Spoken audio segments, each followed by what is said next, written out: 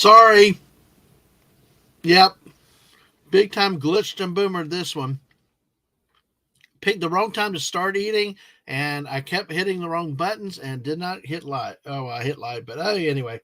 Welcome, everybody. Dadman Warrior 55 here for another Buck Rogers. Are we even live? Hey, we are. Okay. It's funny. The StreamYard just glitching tonight. So the StreamYard says there is nobody watching us. Well, now all of a sudden it pops from 0 to 7, just like Sammy Hagar on an interstate. But hey, speaking of Sammy Hagar on an interstate, let's bring out our panel. Of course, the great court jester here, Hungry Boy first. Hello, Hungry Boy. Hello, everybody. Hello, Bucky. Sorry, we're not going to be seeing you for the rest of the night, but I completely understand. Been in that situation myself. Great to see everybody in the chat. It'll be great to talk about the second episode of Buck tonight. Well, we'll see about it because I got a story about my 2 episodes through this tonight. Oh, so good. Welcome, Hungry. Great to have you with us. Of course, next is the captain himself, who temporarily was an admiral. It's the great JT Kirk. Hail. And I'm still collecting the Admiral pension. You know, we talked about that last week, and Yep. you know, the paperwork came through. So, you know, living the good life, I suppose. There for the you most go. part, until you watch some of these episodes and they forget to put the music in. Anyway, we're getting ahead of ourselves. I know, but still, dude, you don't know half of what you just said there to me, because it's like, oh man, let me put it back. I had to rewatch a couple of them several times. So, Oh, that bad. Yeah, I obviously didn't realize I was tired, but anyway. Speaking of tired, it's somebody that never tires. He's always on the move. He's always working. It's our special guest fill-in for these 2 weeks while our great Daisy Blossom is away. It's Dave C. Hello, Dave. Hello, everyone. How are we doing tonight? And yes, I am here to pump you up. There we go. It's always good to see you, Dave. How are you doing? Your eyes hurting you yet with all that bright light coming from them? Oh, yeah, yes, definitely. It's burning, itchy. Yes. Did you look at the eclipse last week or something? No, I was out on the road. It was cloudy and missed all of it. Oh, man. Oh, okay. So the glowing eyes are just from something else. Yes. And they are really starting to piss him off. They really start to piss me off. But if it lasts longer than 3 hours, you definitely need professional help with that. So, too much to ask. Just kill him. Girl with jade green eyes. Jade green eyes. What's going on, guys? It's going good. It's going good with you. Yes. So it's always good to be here at the end of the week. As Dadman knows, I might have mentioned it. I'm on the road Monday, Tuesdays from Tampa all the way down to Miami on Mondays, doing it again this week. Oh, so you'll be on the road again? Yeah. It's a work gig that just kind of fell into our new job type of thing we got going on. So, wow. Yeah. So you just can't wait to get on the road again from the sound of it. Yeah. Don't sing making music with his friends. Agree. Oh thank you. All right. So, I couldn't resist, Hungry. I know. You've known me long enough now. You can just expect it. I know. I gotta ask you guys. I can expect it and reject it at the same time. Hey, I gotta ask you guys though. What about the what about the eclipse? Did y'all get to see any of it today where y'all were? Oh hell no. It was it didn't hit your continent. It only really hit North America, Dadman. Yeah, but I mean, you never know. They're backwards over there, so I'm just kidding. The sun went in front of the moon down there. Yeah. But how about you, JT? You're probably the closest to anything it was significant. 99%. It was over super quick. I mean, it does get dark earlier, but the actual passing goes pretty darn quick. I did not go into the 100%, but I was over 99 in my area. So not make anything go dark. for good half hour on either end. And so you didn't go to Toledo to go to the Waffle House then? I did not. Too many other people at work called off to go do that already. So I was in the off. Well, I was in my home office, but yeah, I was in the office that day. So I was not brave or stunning enough to do it. Hail Megatron. Dodgers, yes. He's still threatening to bring out his big boob avatar again, but he hadn't. So, yes, exactly. But I do know that the moon is not made mostly of gases, unlike some of our elected leaders. Our cheese. Cheese, yes. Well, speaking of people that Putin's cat is asked every week, come on, guys, sing the opening theme song. Here and far. Anyway, that's about all I can do. That's the one that I was saying that's the worst opening theme song ever. Really? That guy, if it's the one I'm thinking that he's thinking of, it's the very what I had mentioned, the opening movie. Right? What will I see? Yeah. You guys remember how horrible that was? I think I liked it. Hungry was raptured by the models dancing suggestively in the opening episode. So just go there right off the bat. Good. Yeah, I know. I see these words. I think, who am I? Who am I? 24601. Anyway. Less miserable. Oh, well, listen, that's stuck in my head. We do have to agree for the sake of everybody here and the panel in the chat as well that you're not going to try to mimic the one guy with the Irish accent. Oh, God damn it. Okay, Dadman, you got to promise us. You get one shot at it and then that's it. I'll be honest. I might not even remember who the hell was in this with the Irish accent because the jailer in episode 1. That one little scene. Okay. Well, in all fairness, when we get to it, I'll tell you what happened. What happened. Let's say hi to the chat so we can get going. But yeah, I'd love the theme song, and I look for it to do it on karaoke, but I cannot find a karaoke version. And Dave C puts the hook 'em horns up. Tell JT, the rocking. Bucky's crafting came through. Can't stick around because of power outage. Hopefully, power comes back and you can come back later with us now and stay around for a possible stream update news. So we may be just getting started tonight, but I'm holding on. I hope so we know more. Bucky and family are safe. The weather in our part of the world was pretty bad today. Wind gusts over 50 miles an hour and rain. Wow. So, yeah. Excuse me. That's man. We've had some of those days here. All right, JT Kirk again. Emily, hey. Hello, Hungry Gangadine and Sammy. Hello, fellow Antipodean. Hello. Nicely said. Thank you. Hello. Studying with Doug Dodgers in here. Mr. Angel said they were late, had to finish your talk. Absolutely. Masters Maniac Mexico. Hello, he says JT Kirk. Oh, Captain, my captain. Masters, please check your email, please. All right. Yes. I need you to check your email for me real quick. Dave loves Megatron. All hell Megatron. JT says hell back to Masters. Mr. Niblick is here. Yay. Yeah, buddy of mine. Good buddy of mine. All right. Feel free. Give JT heck. Right. Don't worry about that. He said something obviously it's not a thing we want, but what is needed. So, wait, I can't sing. I can't dance. I can't walk. Only thing about me is the way I talk. I can't dance. I can't sing. That is a damn fun song. Staying alive. Staying alive. Oh, is that what you were doing? Yeah, the other night. Yeah, and I actually did it on karaoke the other night. That's a fun song. And they even threw the damn New York Times in it.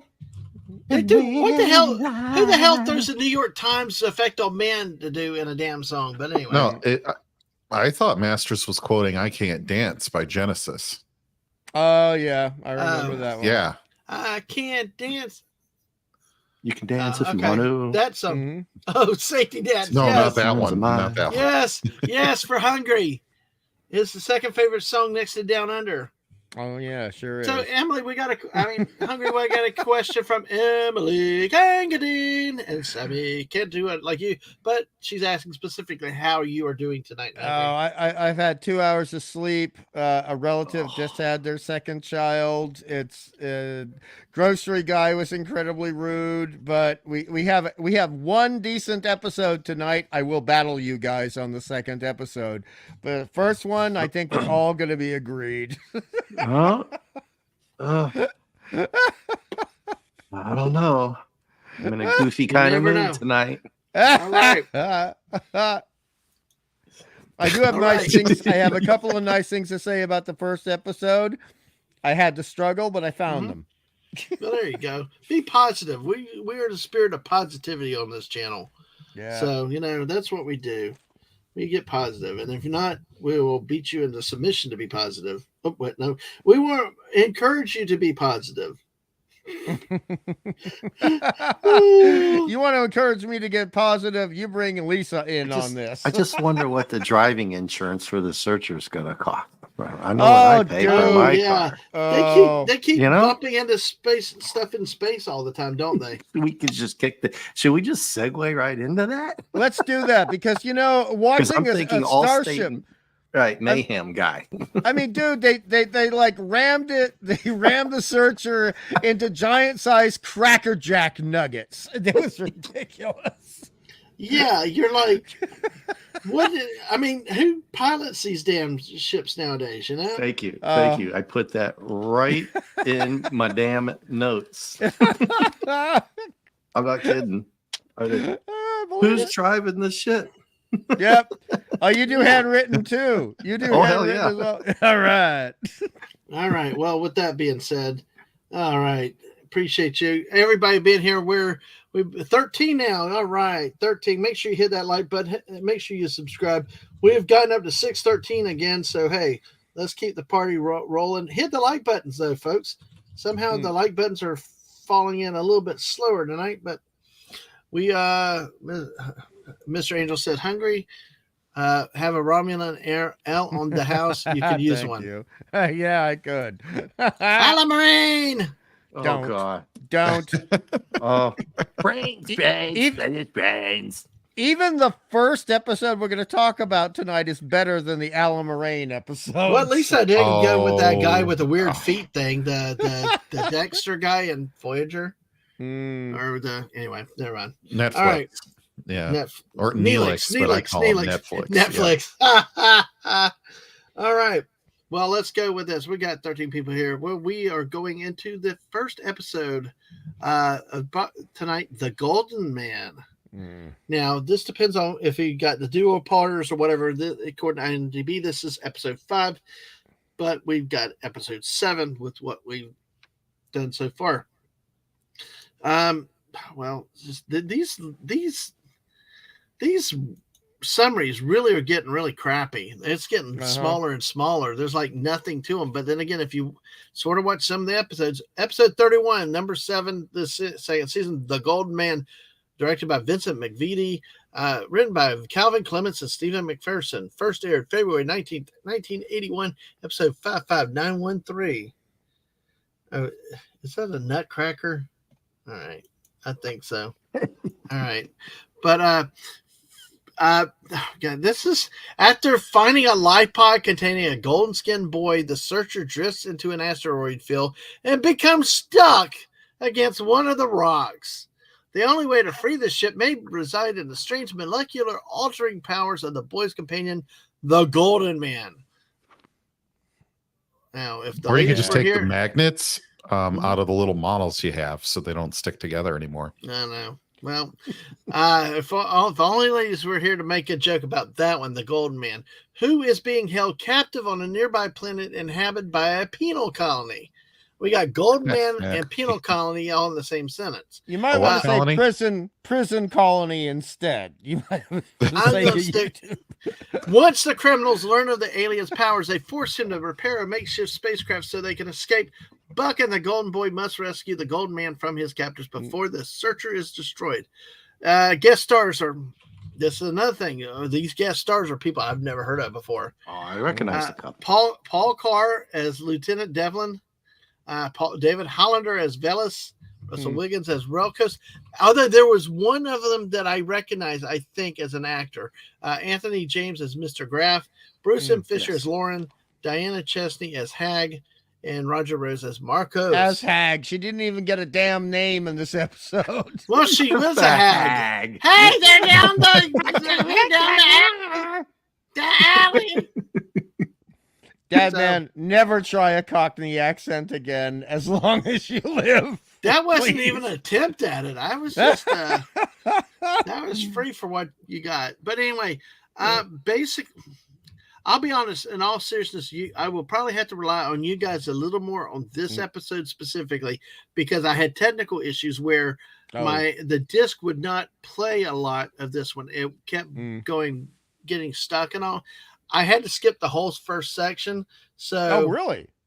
Hungry, if you don't mind taking our intro description of the episode, try to paraphrase this episode from start to finish. Okay, so don't get hung up on details. I'm not going to get hung up on details. Yeah, we'll come back to it. I'm not going to get hung up on details because you know what?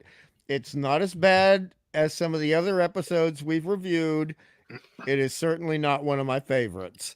But we basically have some people who are golden skinned and wear painfully obvious gold outfits, and we only meet one of them at the beginning, and then we find out there's two. One of them is trapped on a planet. We find out that it is basically a 90-year-old version of Australia, where it is a bunch of convicts who have been marooned on the planet. And yeah, there we go. Oh, the pain, the pain, the pain.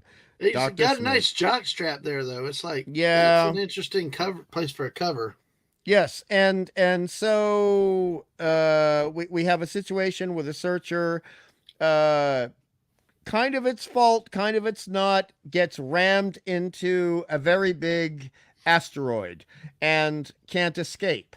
And so they find out that these guys, well, they can actually manipulate matter. They can make things lighter. They can change something made of tin into a diamond.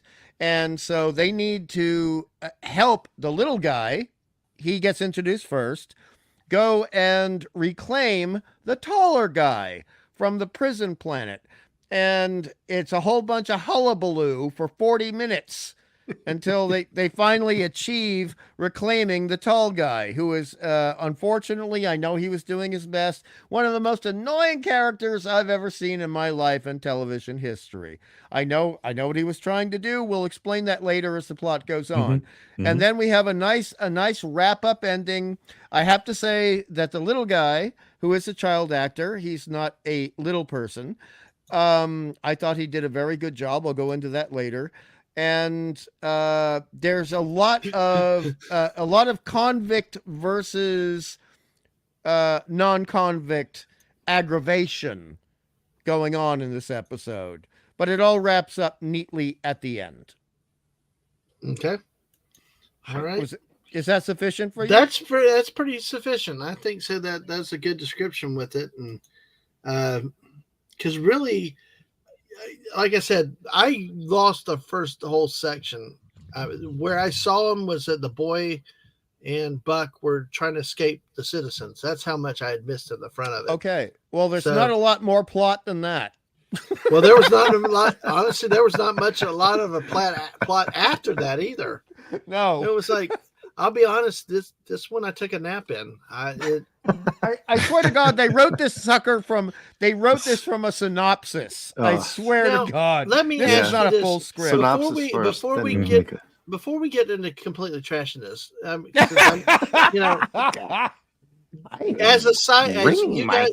you guys as the sci-fi experts, though, what in this was the sci-fi element? What did this give us in terms of sci-fi?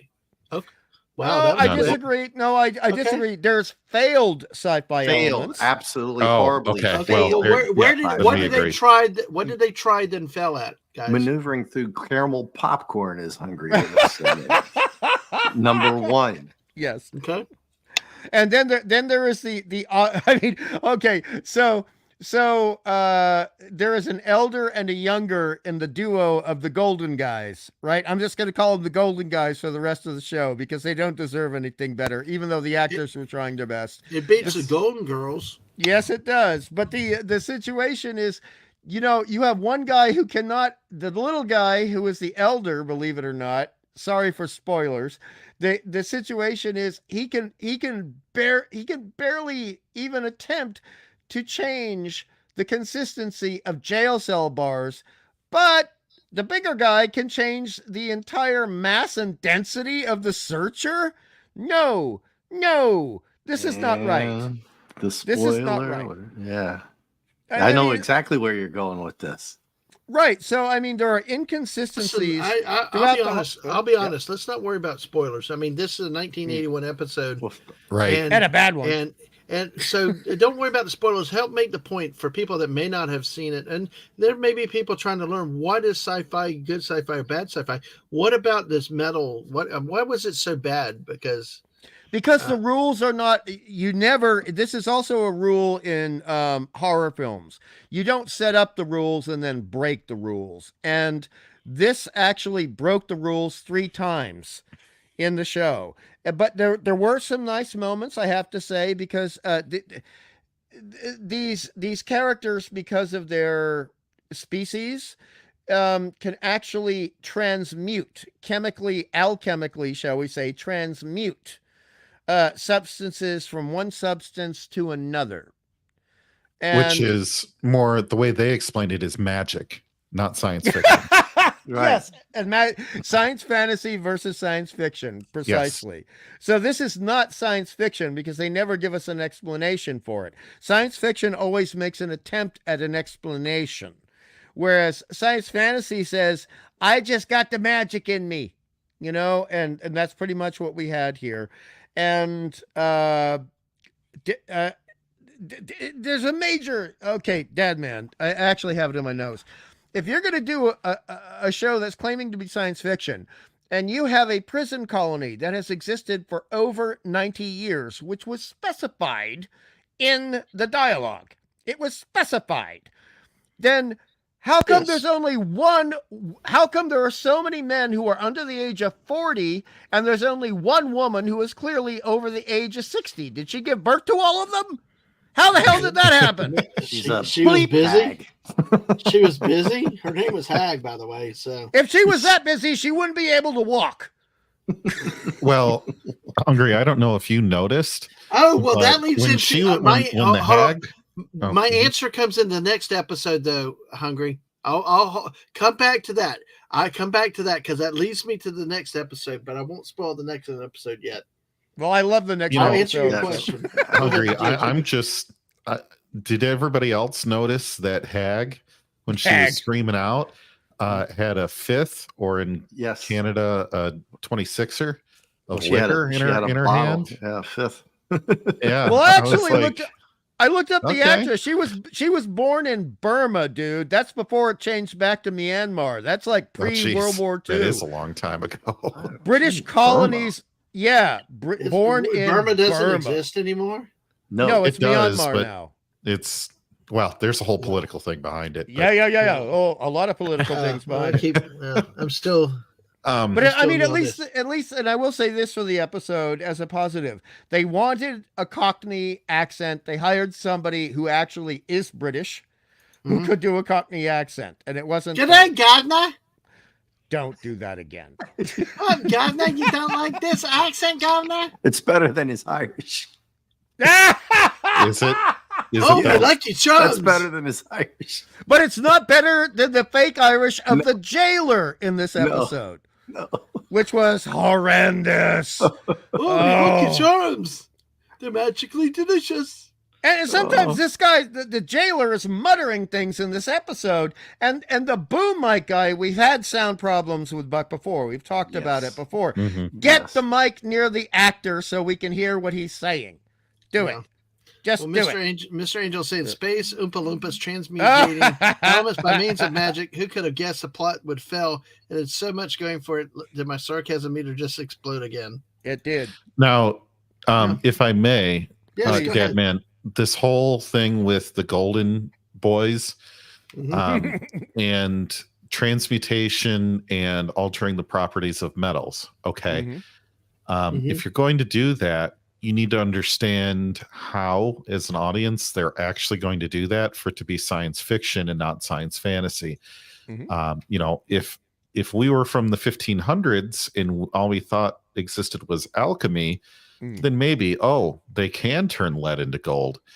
Even in 1981, I would like to think that most people knew enough about chemistry to know that you cannot change metals without changing the atomic properties of the entire object. And adding atomic weight to things, where are you getting that additional mass from, and how is it an organic being going to accomplish that? Never really even gone into, never explained. The biggest problem about this, though, is knowing that this is how you're going to do this. They say we need to lighten the spaceship. I was going to say the Galactica, but it's not. The Searcher. The Searcher. Yeah. Sorry. Every time I see Admiral Adama, freaking out. Asimov. Admiral Adama, freaking out. Okay, here's something in space. There is no weight in space because you do not have gravity, or you have microgravity. So weight is not a measurement you would use. You would have to use mass. So the people that are writing it need to, contact a high school science teacher to help correct their script, to know that they need to lessen the mass of the ship for these tractor beams to work. Also, the tractor beams, if you're using pure Newtonian physics, are going to have an equal and opposite reaction on both objects. You do not see the ship and the asteroid moving away from each other at equal speed. Nope. The asteroid is mounted to an invisible something that causes it not to move. Inertia in the set. Yeah. So knowing all of this, unless the ship was super wedged into that asteroid, whatever repulsor beams or tractor beams, as they wanted to call them, but they kept referring to them as 2 or 3 different things during the episode. Unless you were like halfway in this asteroid, the surface friction that you would have to overcome to break away from that should not have been so high that you would even bother putting these tractor beams on to break you away. But how, going back to the Golden Boys, how one of the Golden Boys is going to, quote unquote, lighten the mass of the Searcher without fundamentally changing the elements of the ship, which unless you're creating an even lighter composite materials, which are not going to be pure metals likely at that point anyway, you are not going to be able to lighten this mass and have the ship remain any type of integrity. And because you're going to have to go from titanium to aluminum or aluminium, and the ship's just going to crush like a soda can. Exactly. So, yeah, exactly. I don't care how green you want to turn the ship when you hug it. That's why it's not science fiction. And it's basically plot magic or science fantasy. And in addition, let's point out, and we'll get to this point in specific later, the intellectual age of the taller Golden Boy would not allow him to have the academic wherewithal to choose the right material to, in quotation marks, lighten the Searcher. Yes. He would not have the academic information in order to do that, which was stated directly. We know what the intellectual age of this individual is. It's stated directly in the script. So this was just sloppiness with a capital S when it comes to science fiction, Dadman. Now, when it comes to soap opera, there's a lot of soap opera here. Now, I just happen to be somebody who hates soap opera and sci-fi. That's my problem. But how about Dave? How about you take a crack at this? I'm gonna be very nitpicky right off the damn bat because we already touched on it. I call it like a faux pas, like right off the bat. Normally, I wouldn't look for stuff like that. They're right up in the front of the ship at the beginning, and the admiral's talking. They flash away. It's Wilma and a dark-haired guy. They flash back, and it's some blonde sitting there. I don't know. It just caught my eye immediately. I did not catch that. She showed up later in the show, and I was like, "Oh, that's where they got that blonde." She has this horrible bowl cut thing. Yeah, what gets me is because of the other episodes that I'm picking on these, and it's like they have no freaking sense of safety when it comes to they just want to touch and open shit without thinking about anything. And I guess it's just time, right? They don't have time to do things, but they bring in this case. There's a golden person in it. Oh, let's just open it. Yep.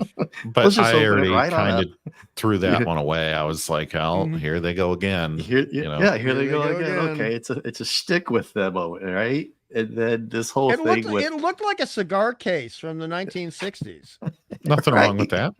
And no, nothing wrong with a cigar case, but it's not going to be like a you know what I mean. Yeah. And I know it's audience license, but damn, they just have no sense of safety at all in these last couple of episodes. And I'm sure in front of it's a lot of the other ones that I'm not thinking of. But then it reminds me of a Star Trek Voyager episode where Seven just revives people just for the hell of it right away. I mean, I know that's 20 years later, but still. Anyway. Right.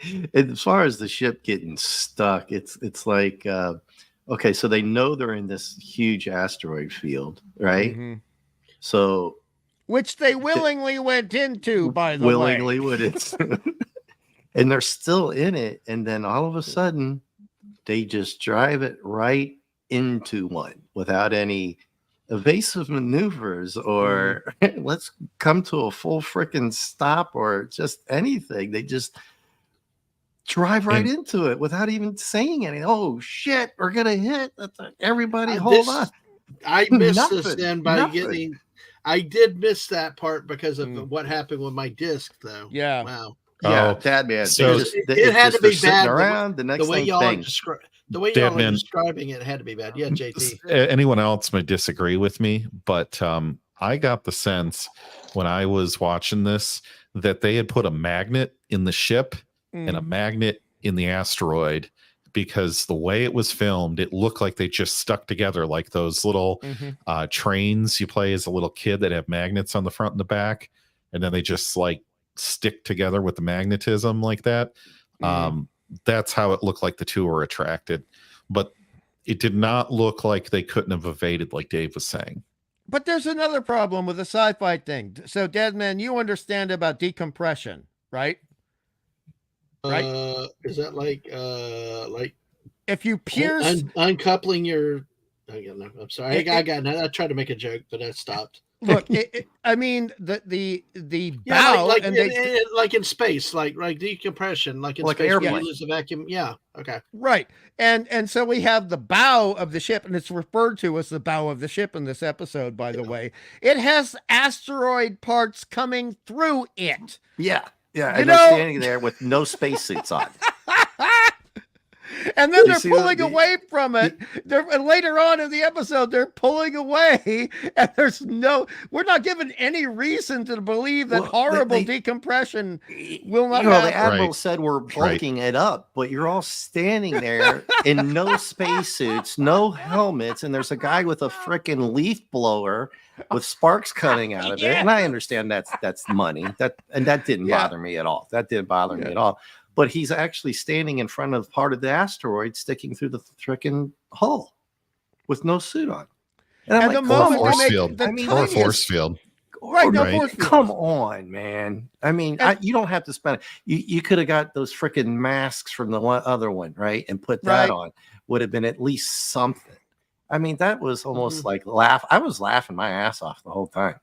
It was It was MST3K material, honestly. It really was. Yeah, it really was. And I was like, oh my God, dude, I know the production value and directing and all that, but it's you brought up the sci-fi part, and it's like that was, if you really wanted to get mad at it, I thought it was hilarious, but it's really bad. They're literally standing there in front of a piece of the asteroid. See, No, that you guys aggravated bring me. this That up. really did. I have an alternate theory that I cannot substantiate with any evidence, but I think this is an unfinished episode that they put on TV. And I'll say that because if this were season 1 or most of the other episodes, they would have just put a force field behind them. Even a cheap one by the 80s standards, and done like a 1960s Star Trek special effect, they would have put one behind them.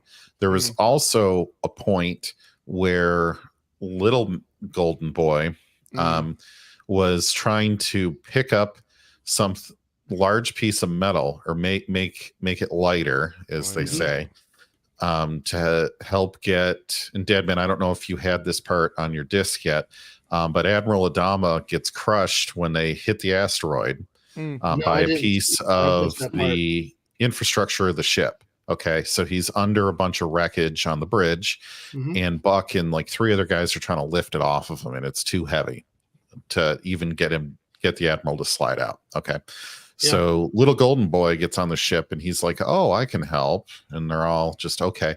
It's about 8 minutes in on my version of the show, and ends at about 11 and a half minutes. There is no audio, or there's no music whatsoever. There's music before it, then there's music at 11 minutes and 30 seconds, but there's about 2.5 minutes where it is very clear that they should have had music in there to make that scene even slightly dramatic or have some sort of effect, and it's absent completely. So when I start looking at other things on this episode, you start to notice like the editing. Somebody should have seen what Dave brought up with the character.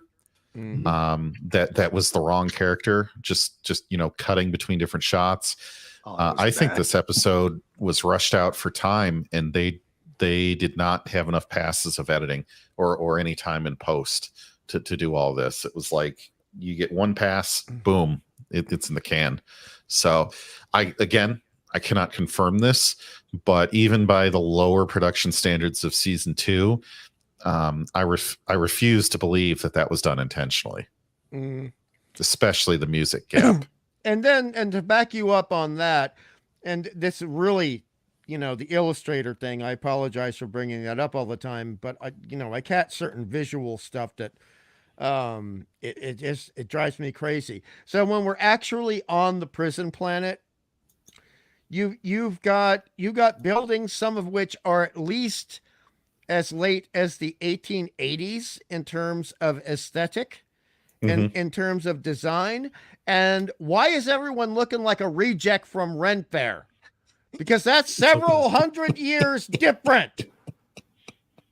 They're like 500 years after the buildings, but they dress like they're all from Monty Python. Yes, their dress is actually like maybe 300 years, 400 years before the architecture that they're living in was developed. Which was 500 years behind Buck. Yes. So, no, unacceptable. Unacceptable.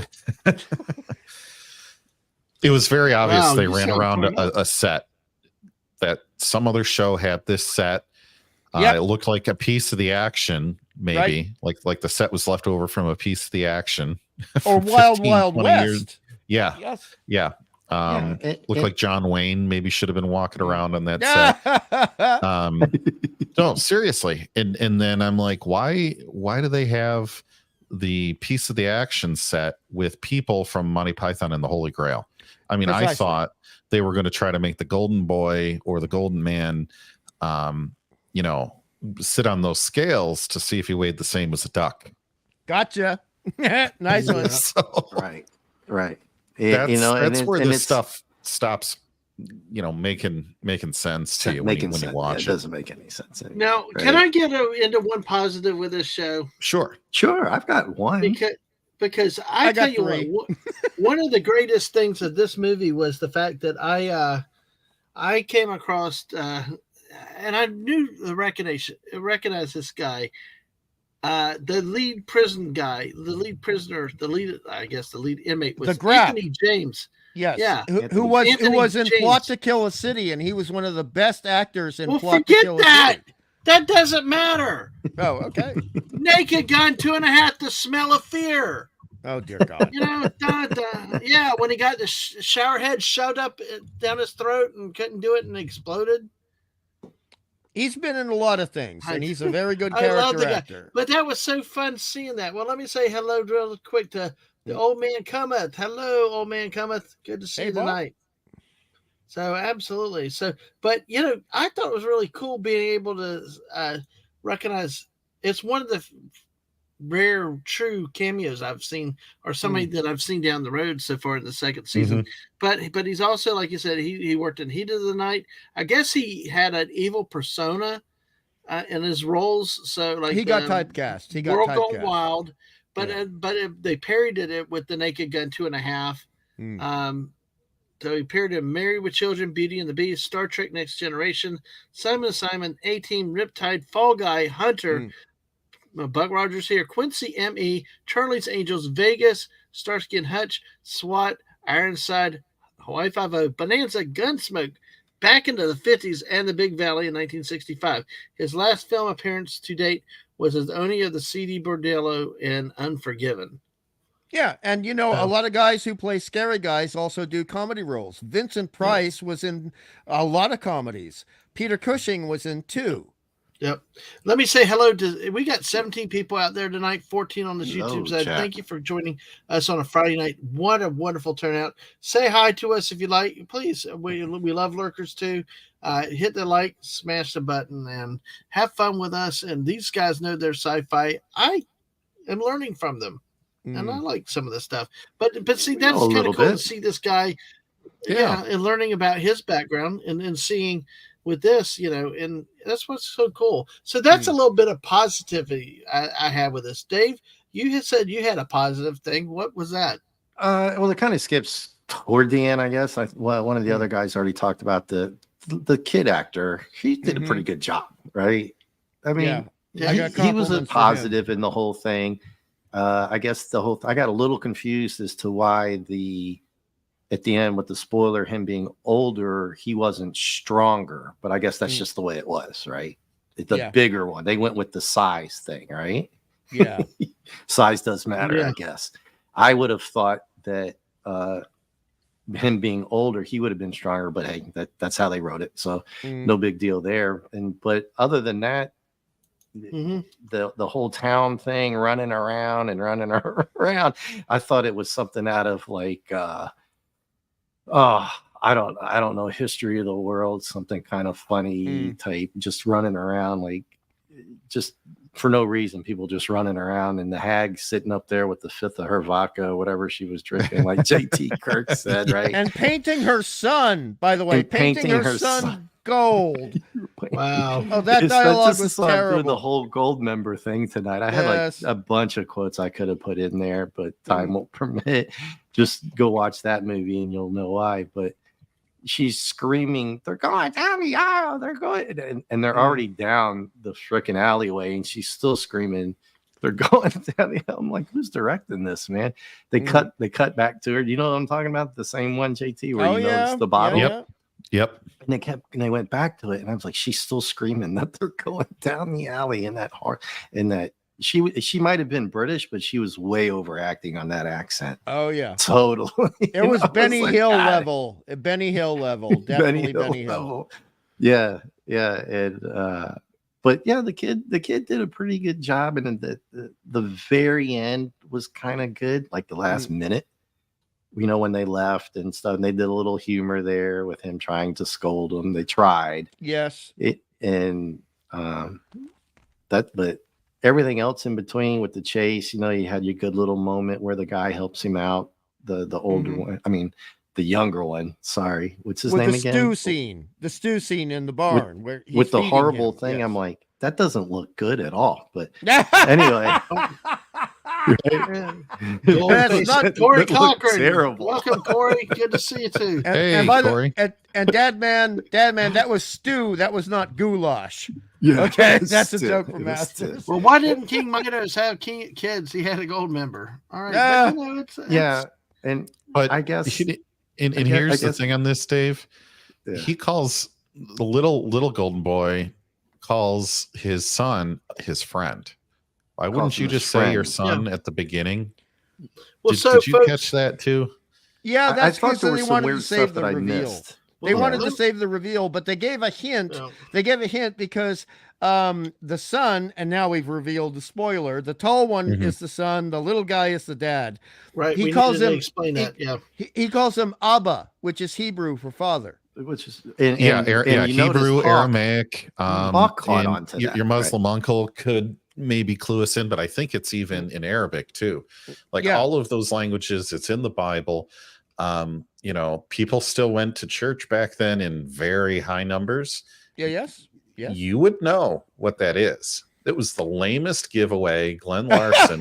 Shame on you, Glenn Larson. But he's addicted to the old time religion thing. We talked about this for like 6 episodes at Old-time religion. least. Give me that. You know he's like that. old-time religion. He There was put it in no Battlestar Galactica. giveaway.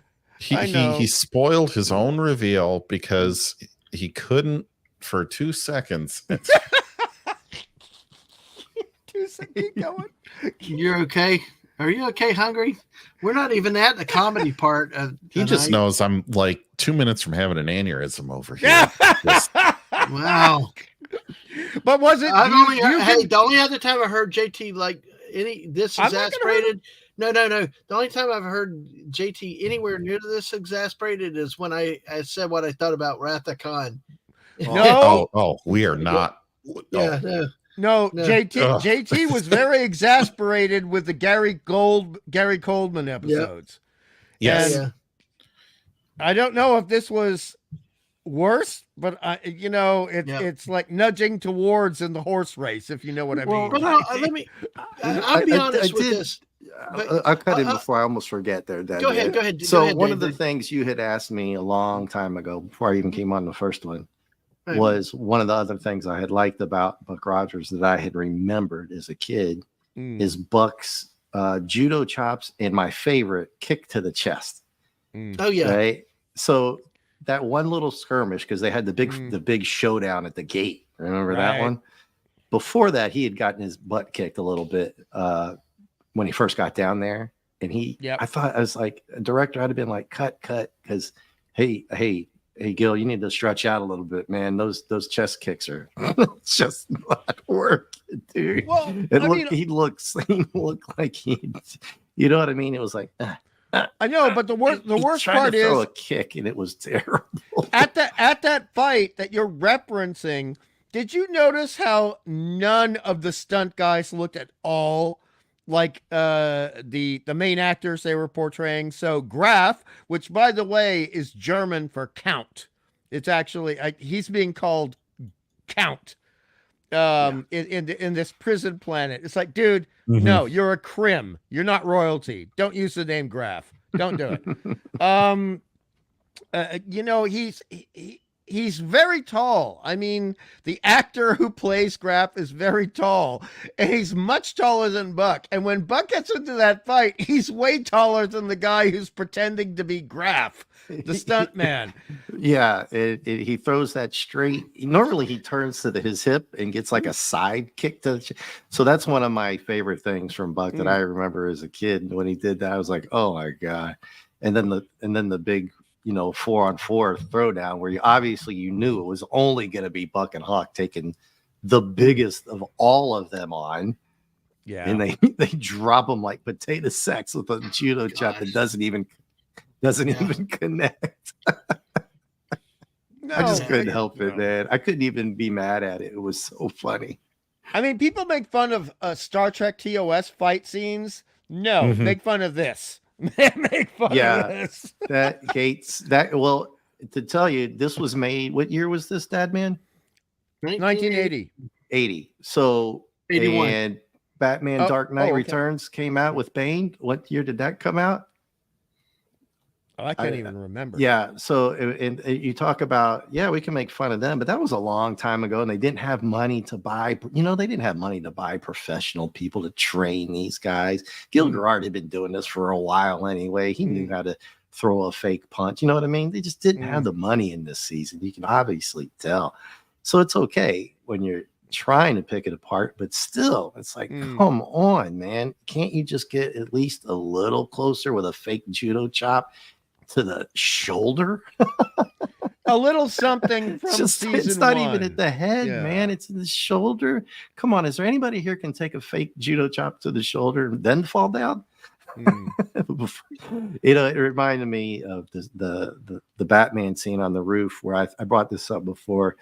Batman's fighting. He's fighting completely opposite direction. The guy behind him just falls down. Yeah. It's like, I'll never forget that. And it reminded me of this, but I was thinking, I'm being a little hard on him, but still, directing, we brought it up again. You could still do better within the time frame, right? And the money. Yeah. There have been a lot of really good movies and television shows made cheaper than this.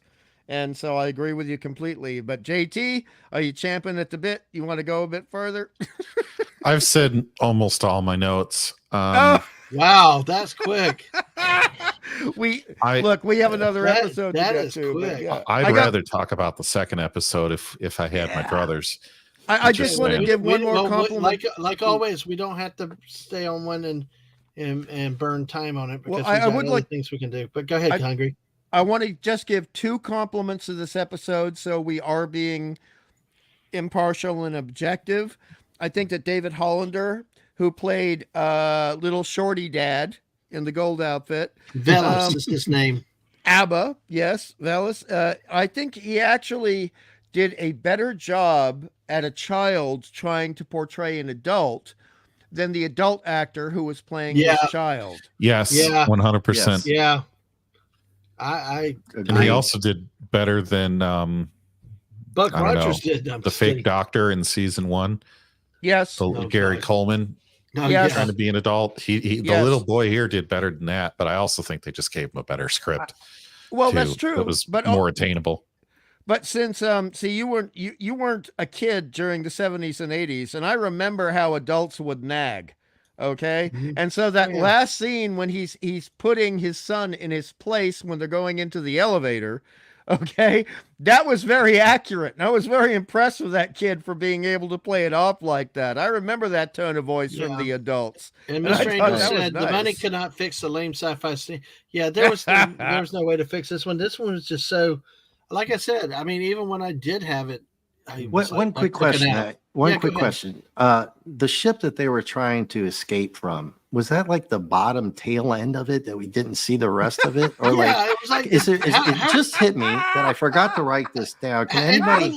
And I'm being serious. I'm being serious. No, I know. How many people did they after they think they were going to put in that thing? It looked like a pressure cooker, a post office box, a pressure cooker. So it's not just me. It's not just me. No, it's nobody. I'm surprised nobody brought it up. That's why I forgot to even bring it up. I for sure didn't put it in my notes because I said, those guys are going to destroy this one. I don't even. I just laughed because I thought he should have made it lighter and then just let them go. And if it didn't blow up on the launch pad, there was no way that thing was making it into orbit. So I thought they were going to actually do that. And then, Okay, I'm glad it wasn't just me. That was too dark. That was too dark for Buck, JT. That's too dark. See, but I would have laughed.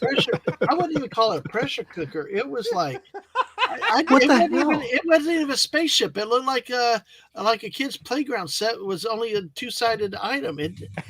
Where the hell do you put the people in it? Much less Hag.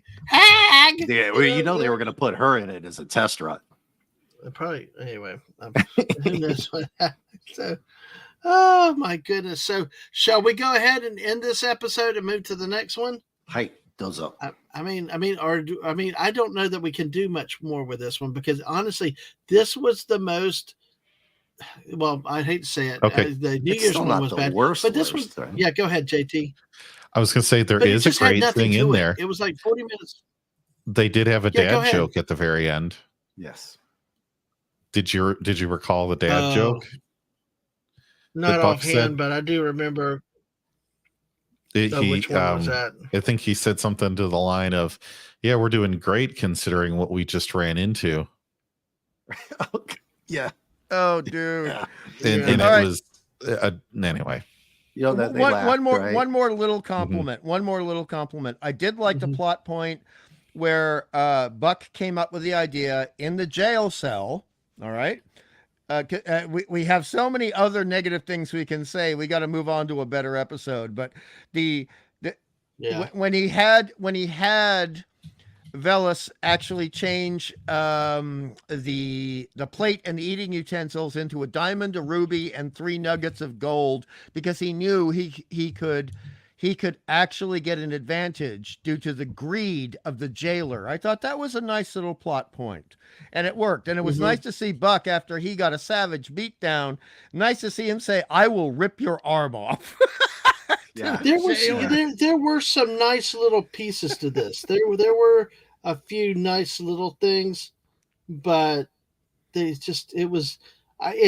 do agree that the boy as a character made a better adult than Gary Coleman did, and even better than a lot of the adults in the regular episodes, for that matter. he really did good with it, but there was just no spark to this episode. It was like no magic. That's why I asked y'all specifically about what in this could I take away as a sci-fi episode for a sci-fi fan. Sci-fi, nothing. There's again the failed sci-fi of aging backwards. That's the only real sci-fi in the episode, and it doesn't even make sense because no, not to me. When you think about, okay, are they giving birth organically? Because there's no indication they're a clone species.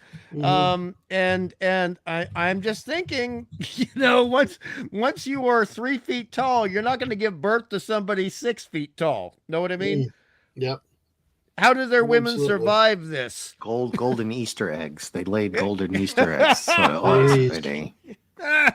Golden Easter eggs. Yeah.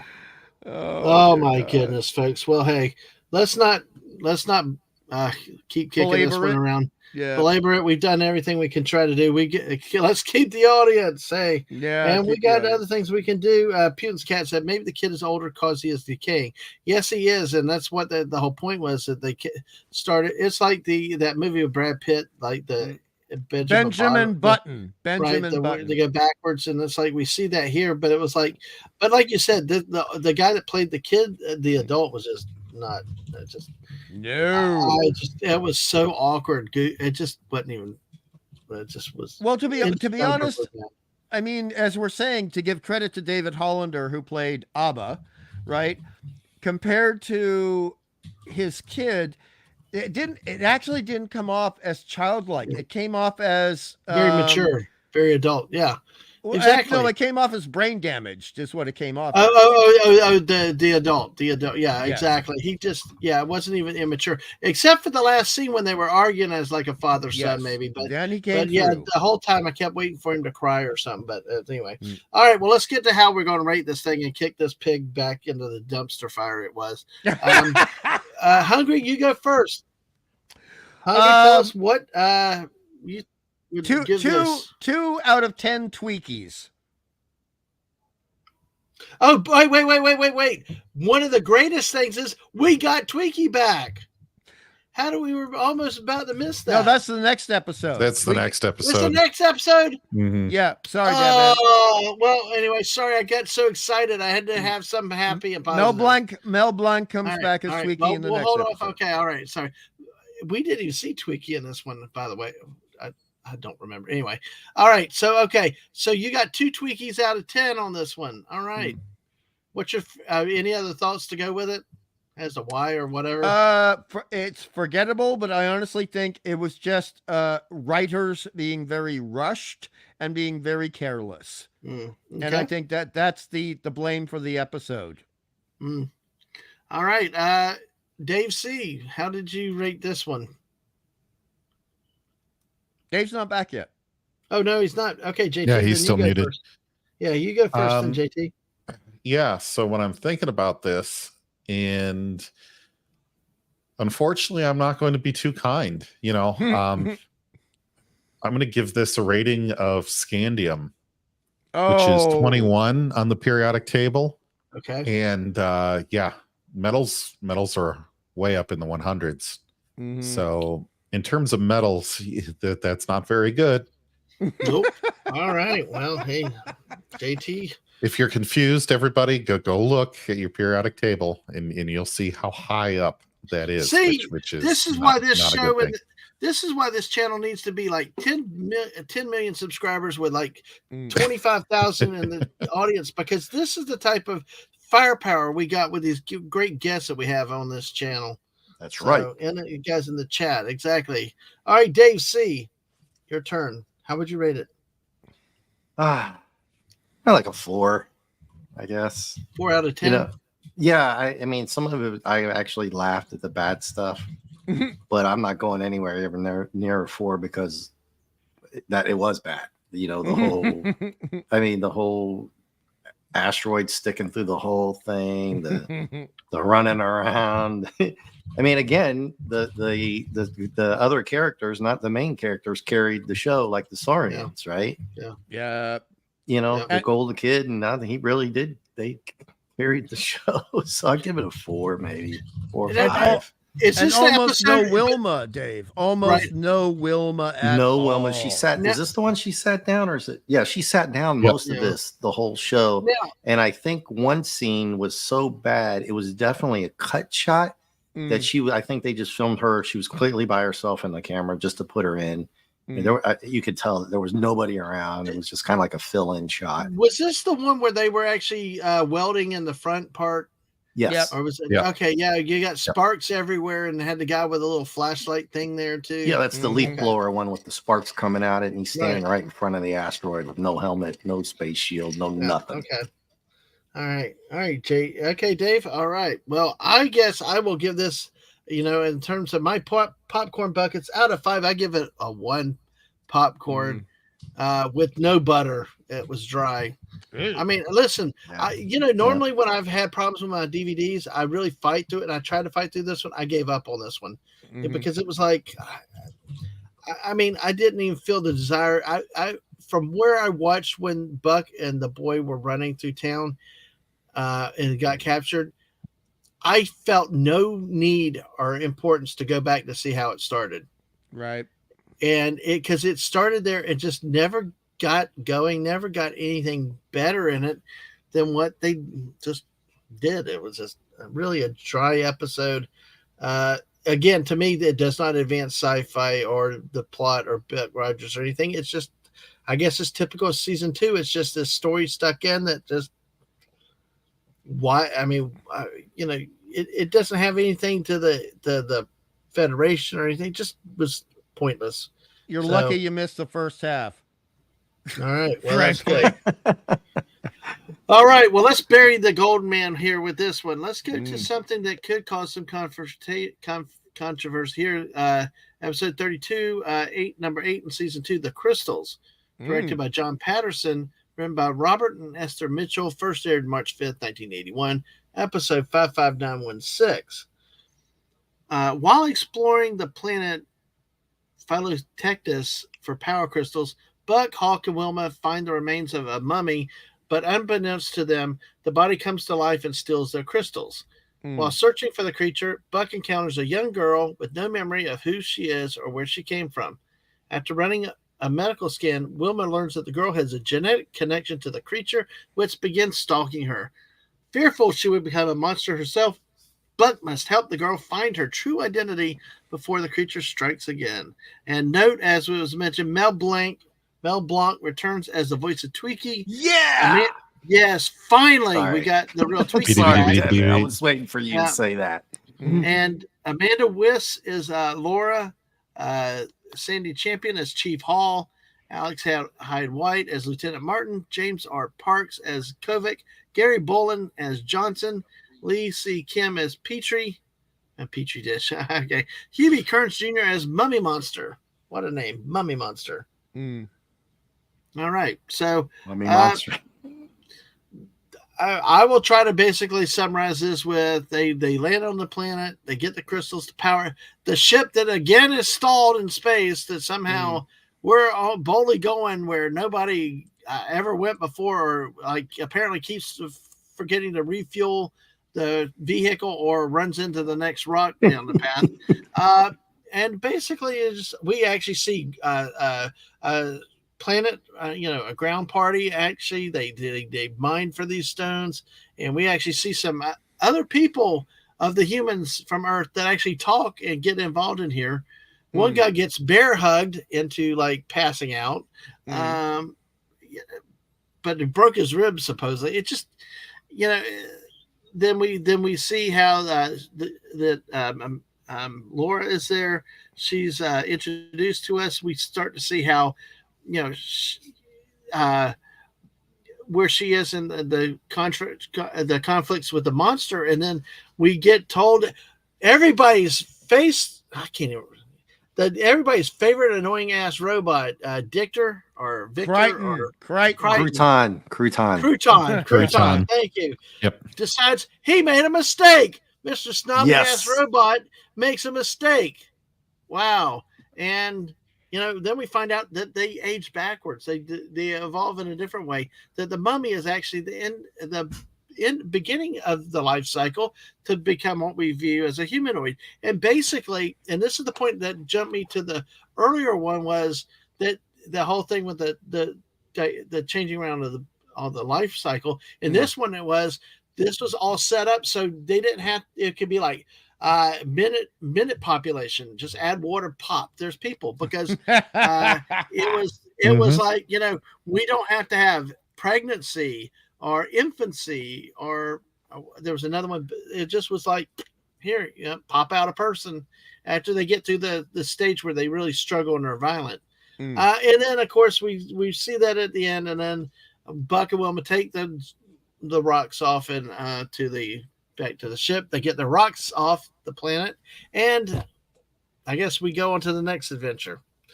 All right, that's kind of my rambling synopsis. Any thoughts? Let's go, JT Kirk. Let's start with you. What about this episode?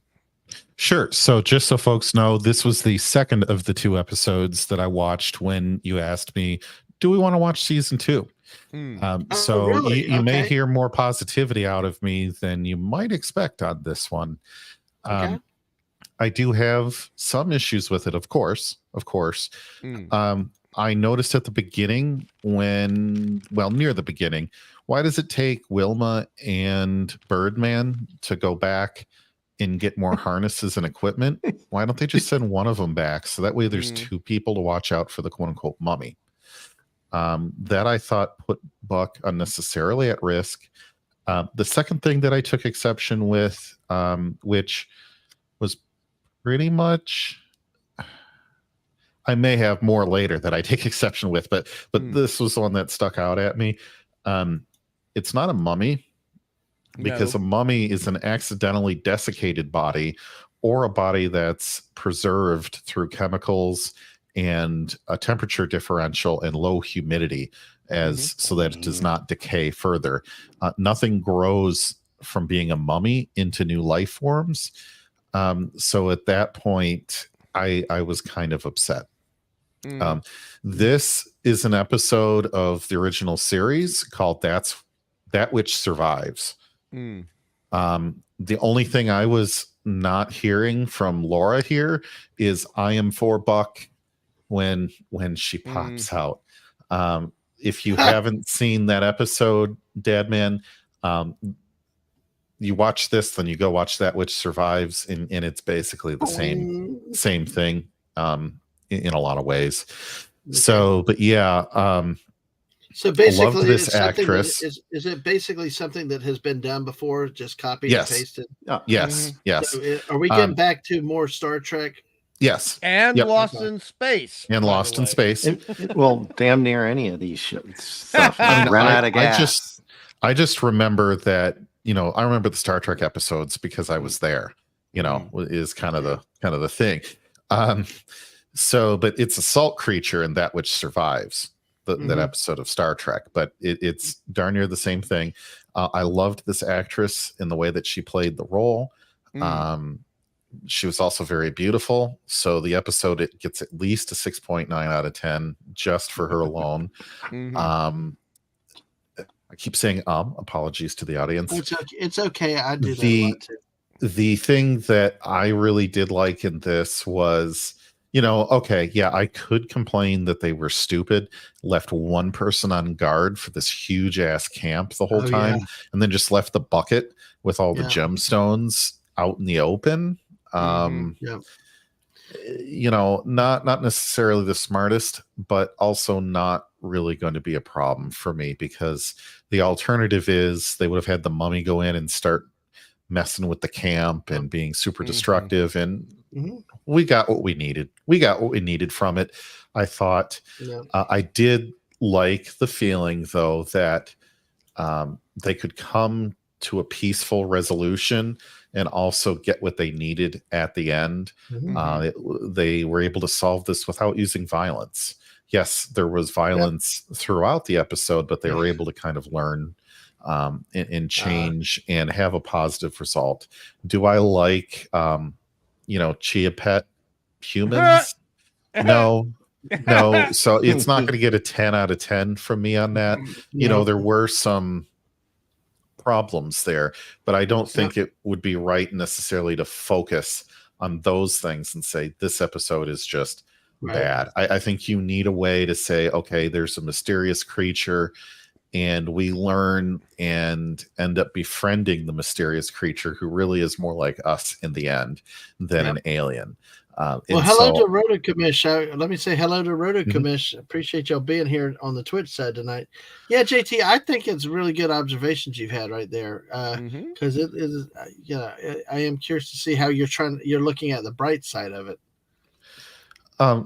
So I liked this episode when I was just viewing it out there on its own, and I was wondering what this bird man was doing all of a sudden with the crew, and because I didn't have any of that, and I was like, well, whatever. But I did like this. The biggest thing I would have with this is the same problem that most people have when they watch Star Trek Voyager. Is you send out the searcher who can travel to different galaxies, they say, although we never really see that.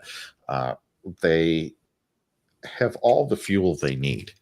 Why are you sending out a ship? Isn't this the second time now that they've run out of gas already? Last time they hit a friggin' asteroid, like a rock, not even an asteroid. So they just ran into the running out of gas thing. I do not like. Star Trek Voyager does it all the time, even though they should have an inexhaustible source of power. And why are they leaving Earth without enough of these crystals to get them on a 5-year mission? I don't know. That's my thing. Get lost in a galaxy far away. Because these were basically just cheap dilithium crystal substitutes. Yeah, Putin's cat, exactly. They need dilithium. Masters. You have to admit the motorcycle helmet has swag. So, I mean, you could go through and nitpick a bunch of things, Dadman, but overall, I really did like this episode, and maybe I picked the Geminite or rubidium or whatever they called this in the rough of season 2, but to me, it felt like an episode of Star Trek, but in a good way, and also some, as Hungry was saying, the other show. I'm drawing a blank. Sorry, it's been a long week. Hungry, what was the other show that it's borrowing from? Not Star Trek. Not Lost in Space. Lost in Space. Thank you. So there we go. Yep. All right. Well, okay. Well, there's my notes. Thank you, JT. That's pretty comprehensive. JT, Dave, what do you have to think with this one?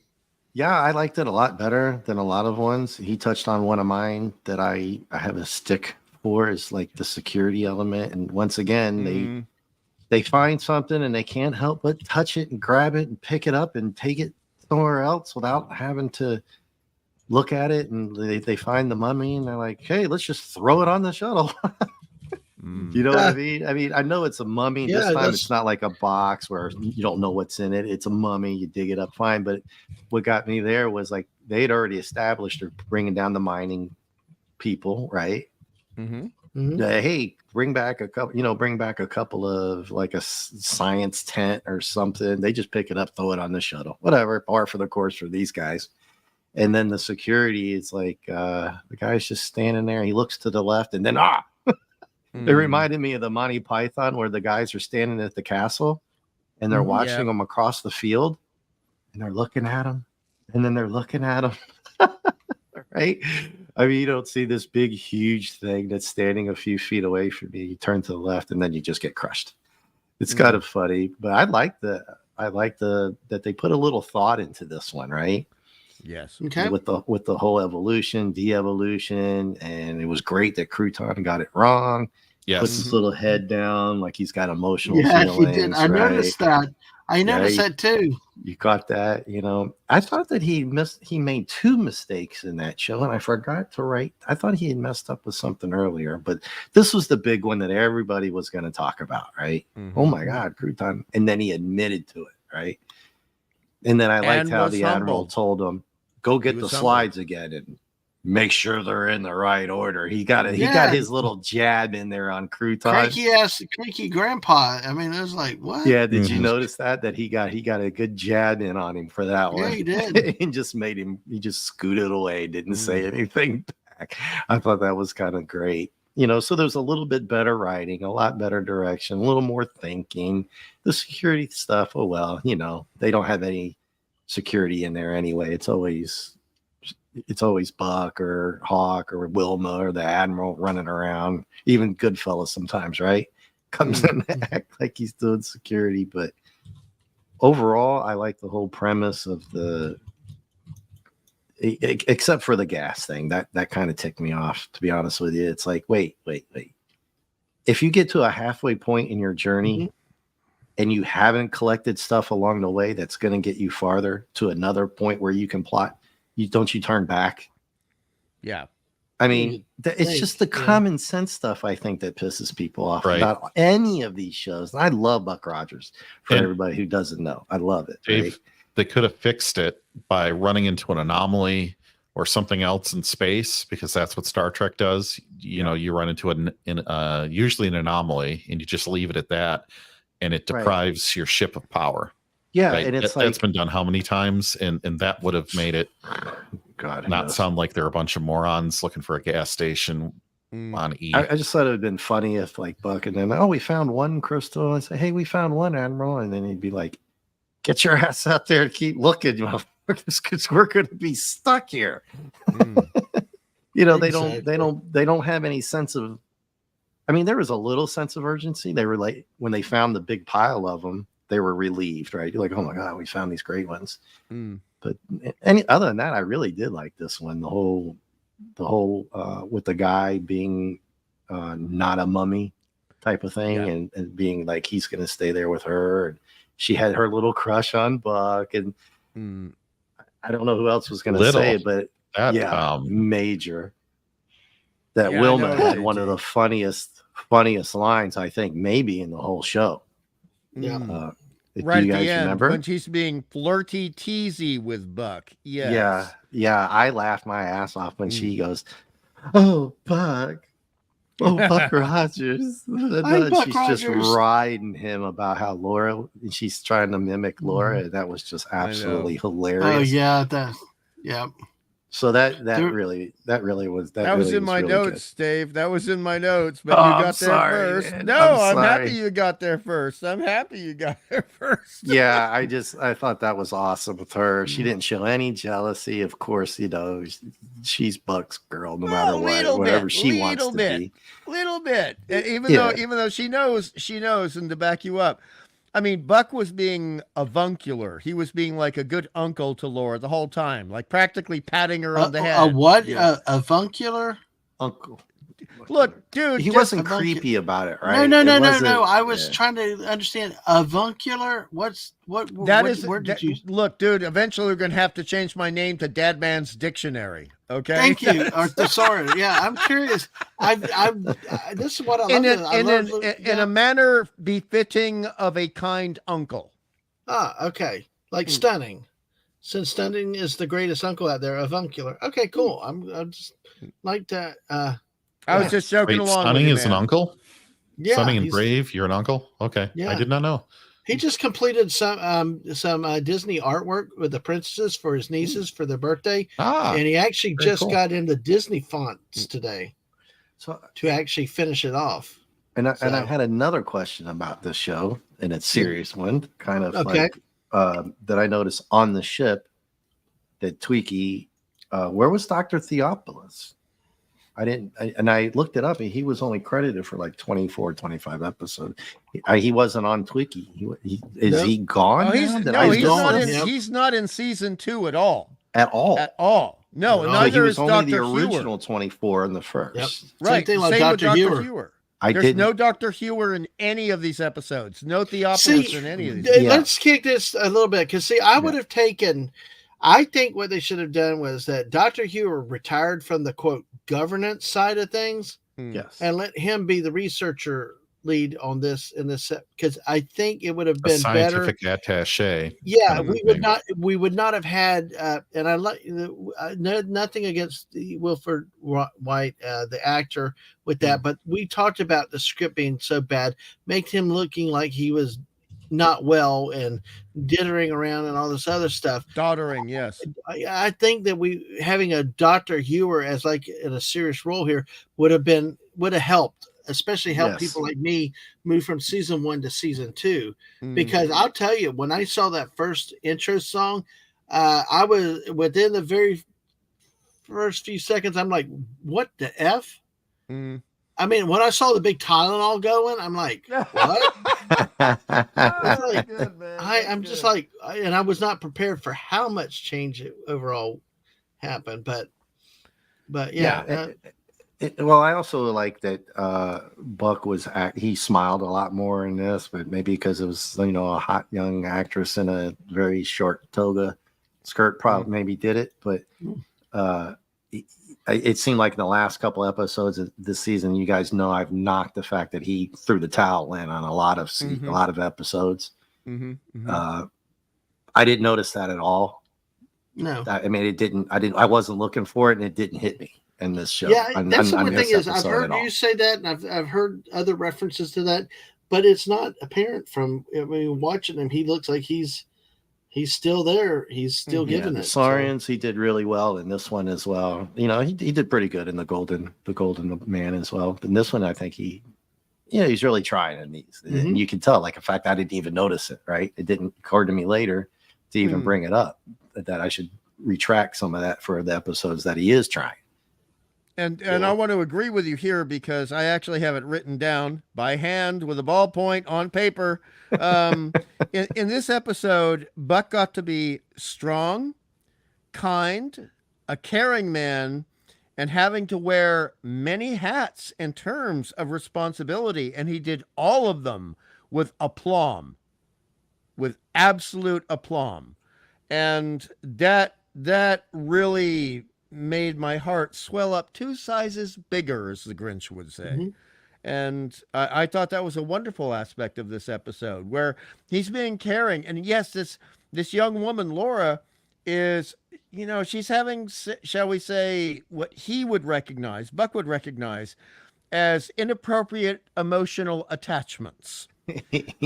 Definitely. You know what I mean? And he's just like, yeah, honey, that's okay. I'll take care of you. What's love got to do with it?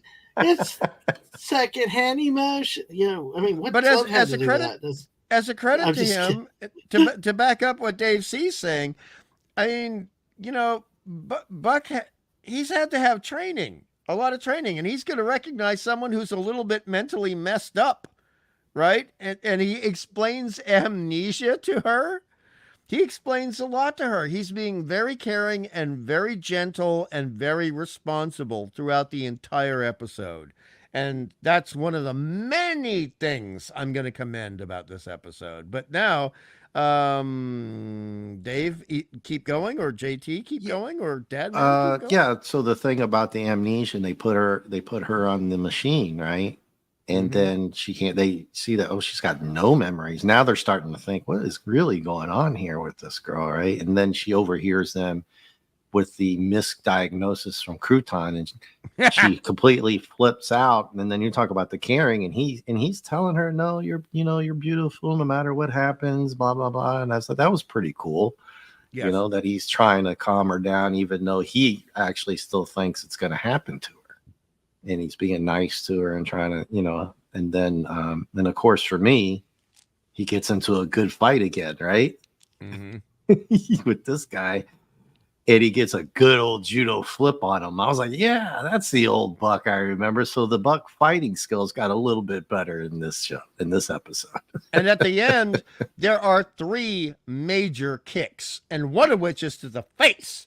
Yeah. Yeah, he gets like a good that. kick. He gets a good kick in, a flip, you know, a terrible judo chop to the back of the shoulder or something. Then he rips his damn face off. Yep. Yep. So it's like, wait, Buck's getting the best of this guy. But it was for the plot too, right? So obviously he had to do that. So now I know that you have a semi-tolerance for the cheese, Dave C, and I know that JT's got far less tolerance for the cheese in the sci-fi than I do.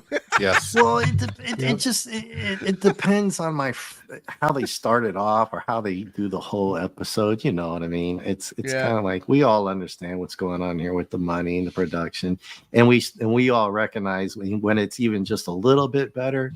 It's because it is. I have to admit though, and JT, don't kill me for this, but this is just something I like. I love a fake forest shot in a studio. I love it when the trees are obviously like paper mache on like wire frames, and then you got like a blue screen used for the sky behind the trees, and then we have little miniature volcanoes from like 1966 Doctor Who in the background. Marvin Croft or whatever, Land of the Lost. Oh, Sid and Marty Croft. You see, none of that Croft. matters to make it a good episode. I think that really proves it, because how many episodes of the original series with Star Trek was Paper it mache. just, a sheet in the background for the atmosphere, and they put up like a different color filter over the lighting. So now you have a purple sky or an orange sky. And, I can tell you had $100 for the budget for the set. Right. But you told a story, and so I didn't mind it. And I just, 1 second, I wanted to say thank you to MMM. He apparently is going to make me an official member of a minor level, but certainly better than I deserve, a member of the German nobility. So that is quite something. I am flattered. Wow. Thank you, Oh, sir. you can I be am a honored. graph. You I can am be a honored. graph. You can be a count in German nobility. Oh, he's making me an imperial knight. That's wow. what Reich That's even more is. Yeah. That's awesome. But All right. considering Well, where are we? Okay, Hungry. How are you doing with your notes for this episode? I know we talked to Dave. I know we talked to JT, and I think I'd like to rush through them, but I do have a couple. But I think Dave and JT, y'all have covered all of your notes, right? Yes, sir. Yeah, pretty much, man. I mean, don't hold back, Dave. Don't hold back. I just want to make sure that y'all. No, I got my judo flip in there. I got the security. I got Wilma. I mean, that I'll tell you, man. I laughed. You should have seen me when she did that, dude. I busted out. That was dude. great. That was freaking fantastic. Oh, Buck Rogers. And I was like, what the hell? So that was fantastic. But yeah, I'm done. I'm done with it, I guess. It's just I couldn't figure Wilma out. She's gone so from hot to cold. She's so not a colonel in this whole season, and then she looks like a sock up waitress with the little skirt mini things, and then now she's like it's like the away mission jumpsuit stuff. It's like, how do you take her seriously? Yeah, but see here, I can't take her seriously, and this is in my notes, because unlike the last episode, we have Wilma for most of the episode, and she's actually doing useful things. She's doing scientific things. She's doing medical things. She's actually providing bedside manner to Laura And that's very important because Laura was the focus of this episode. And Amanda Wyss was adorable. I mean, I actually, even watching it again for the third time, I shed a little tear when she got terrified of being turned into a monster. And I thought, Amanda, as an actress, I thought she totally pulled that off. And she wasn't just, doing it for the paycheck. She was being a dedicated actress. And I know JT's going to groan at this, but I like me a good, cheap, lost in space monster. So I liked the mummy in sarcastic quotation marks design. I actually like that because did you notice that they actually put some weird red filter over the eyes behind the mask? Yeah, there's like the eyeballs or something. Yeah, and like blood red. Yeah, and it was actually very creepy in a rated G kind of way. And on top of that, we had some ideas that were trying to be really some ideas were trying to go from science fantasy to science fiction. And I admire the attempt. I really admire the attempt. And it really worked for the episode. I like the horror movie motifs with the carbon dioxide fake mist that we saw. I even liked the Nana's carrot soup version of lava coming out from one of the volcanic eruptions. At the beginning. Yeah. Yeah.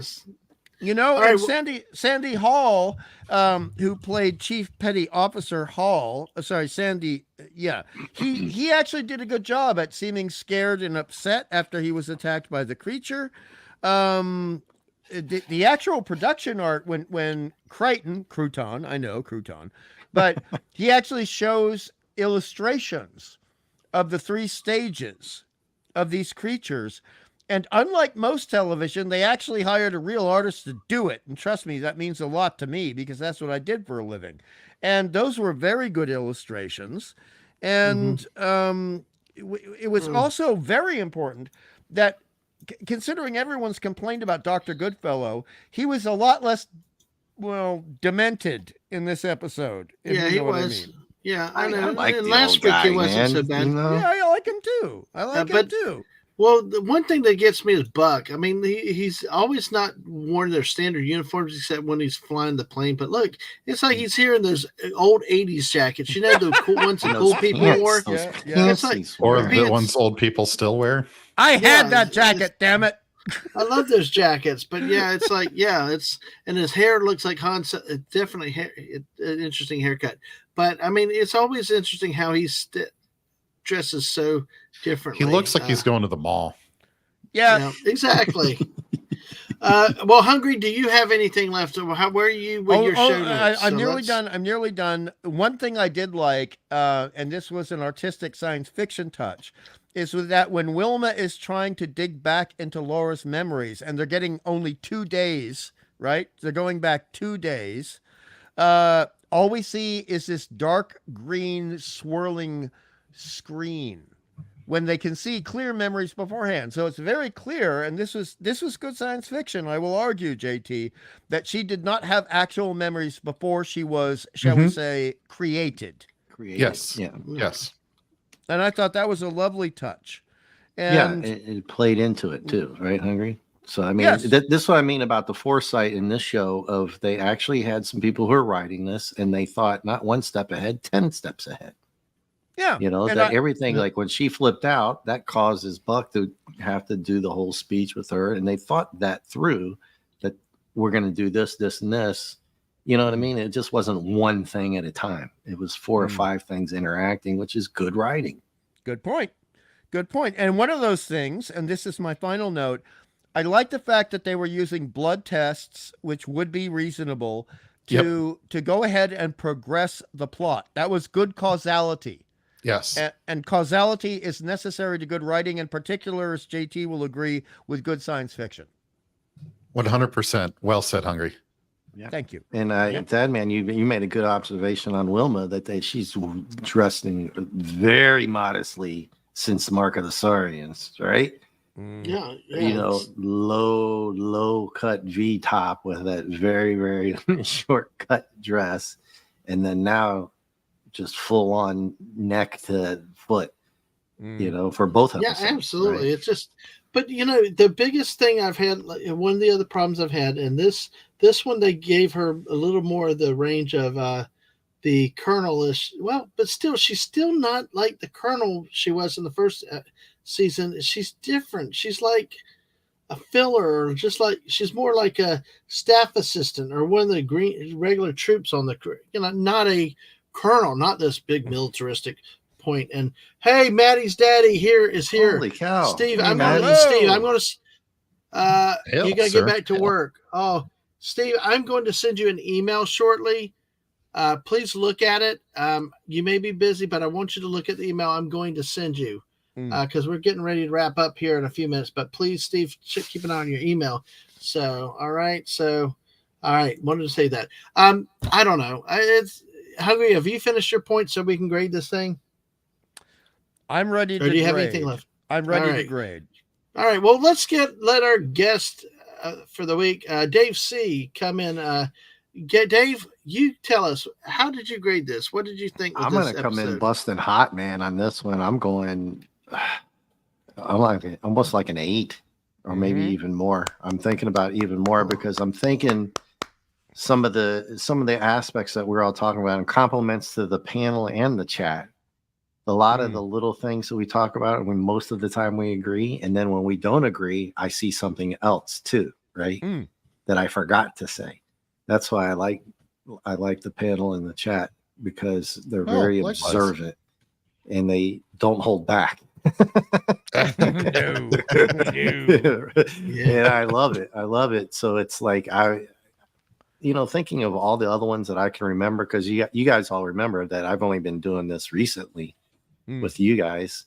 So I'm trying to remember a lot of the ones I haven't been able to catch up on, but I'm going at least an 8, at least, because of all the little things like the little machine, and then like we just talked about, they wrote that specifically so they can create better things later on with Buck. Wilma had all those roles that Dadman you brought up, or who brought that up, that she played 3-4 different roles. You know what I mean? The science, I think the that was me. nursemaid, Yeah. the bedside manner, and also security, the psychologist talking to Laura. Yes. Yeah, and we all know, like I keep saying it over and over for people who are new or not hear it, but better writing causes better shows, better directing. At least an 8, solid 8 plus, probably 8.5. I don't know, maybe 9. Is that too far for this one? I don't know. Yeah, I have to think about it. Well, hey, but you liked it. That's good. That's I really sign. like this one for some reason. Well, good. All right, it's lovable, JT dude. Kirk. JT Kirk, how about you? This was an episode that might be too good for season 2. Like I said, this very well may be the best one in season 2. So maybe when spinning the wheel and picking one, I may have just picked the best one on accident. That being said, it wasn't perfection, but it was solid. It was darn good. I will give it a 9 dates with Laura out of 10, because we all wanted to watching this episode. We all did. I wanted almost 9. 8. All right. Well, Hungry, what do you think with this one?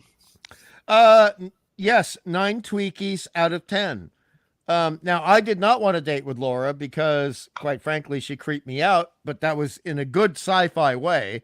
You didn't want the lady to do everything you said and name herself after you?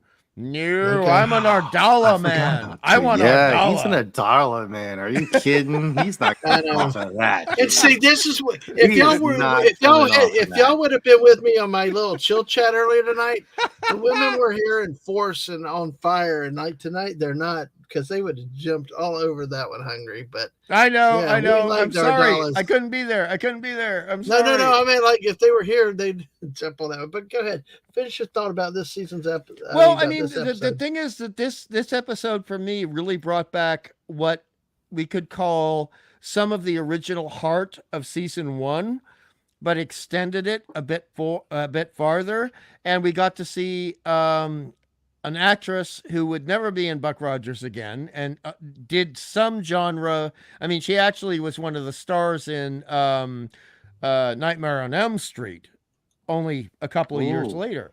Yeah, yeah, she was, and she's very well remembered for that. And to have her play that and completely go for it without being an actress who says, "Oh, it's a little science fiction job. It doesn't really count. I'm not going to try too hard." I thought she tried very hard. I thought she put her everything into it. And that really meant the world to me. And having that in conjunction with a crappy Lost in Space style sets was just magnificent. Dude, you couldn't have said it better. You both of you guys had mentioned it earlier. The Lost in Space sets. Right? Yes. Dadman too. I think you might have even thrown it in here.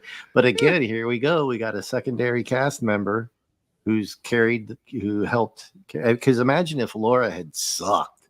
How bad I know, the show she's the went, right? linchpin, man. She's the linchpin of the plot. Yeah, if she'd have been a terrible actress in this and they let it slide because they couldn't afford to buy another one, who God, you know what I'm saying?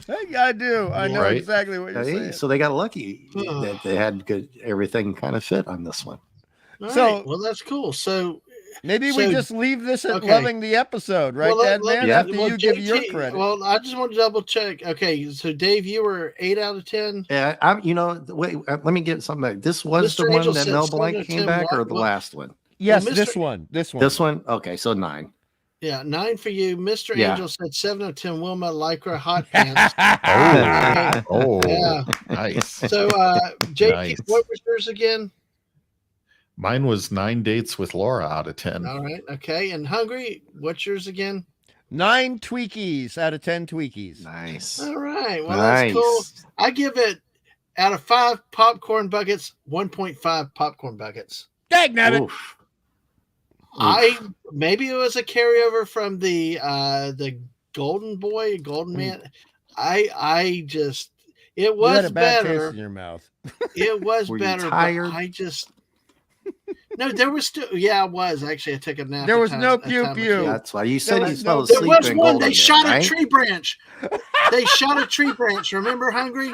Yeah, I They do. did. We got sparks. They shot a tree branch, and the guy had a rifle until he got bear hugged into passing out. So You it don't was like not the bear hug. You don't like the bear hug. It was not. Well, bad. I didn't like that one either. Remember, that's why I No, said no. he looked left, and then all of a sudden the guy's there. I can see why, and maybe this is why the sci-fi. I don't know what it is. It just did not ring with me, and I will be honest. I was also fighting my equipment. I had to deal with buffering. Is that what and, they call it these days? Good Okay. one. That was in our earlier stream. I was on fire with my equipment earlier. Nice. So.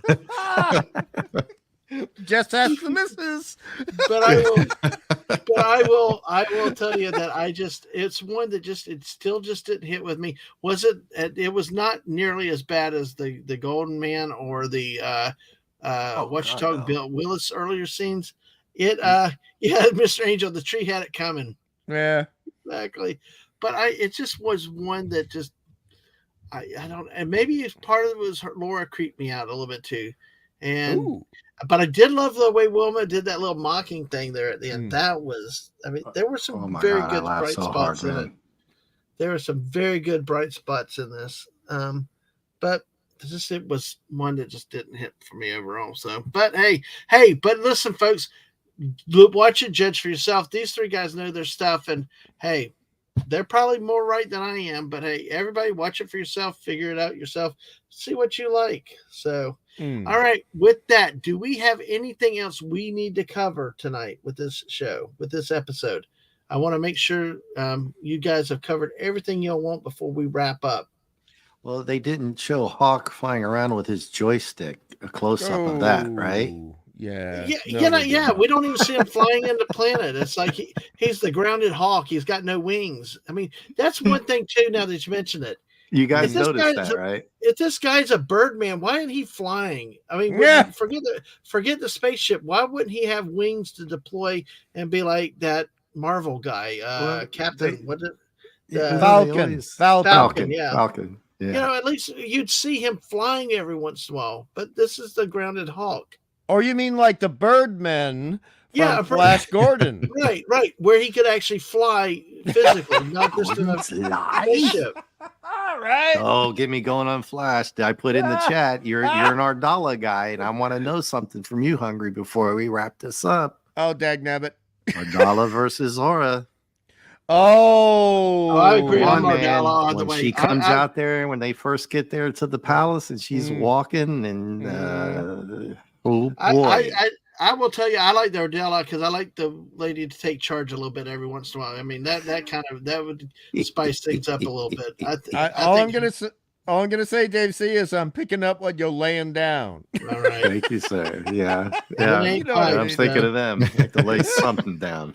I'm gonna watch. Who was Flash Brian later. Blessed? Maddie's daddy said somebody did a good Brian Blessed impression. Oh, that was me. Oh, That was me, Maddie. Cool for You should know I wear my Flash shirt whenever I'm on Nick's show. Gordon's alive. Gordon's alive?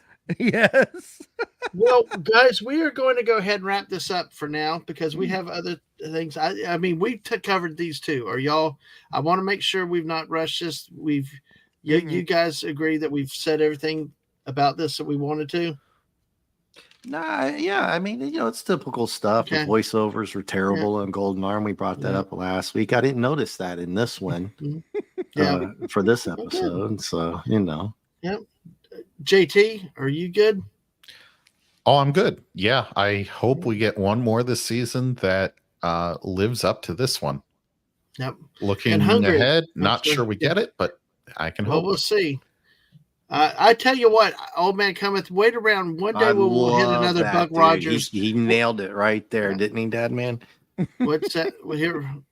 Yeah, Which I'm one? all over that one. That comment. See, this will be one that at some point we'll do another special on it. Probably as not as just as a general talk, but yes, I definitely love the original Battlestar Galactica. We have a video out where Hungry and Lisa and I talked about that already a few weeks ago, so a couple months ago. But we're not going to deal with Battlestar Galactica 80. We're not going to deal with that. All right. Well, you never know if we do the Squirrel Stream, which we're about to do, folks. We're going to end the stream here in about 10 minutes at 11 o'clock. We'll go live with a Squirrel Stream. I got to send some invites out. I think all three of these guys are going here. We are going to bring in a special friend of this channel tonight, who we have been praying for and love and all. And this guy, Masters Maniac Mexico, I'm going to be sending the link. It'll be out there. Stunning. I'm going to send you the link in case you want to join us too.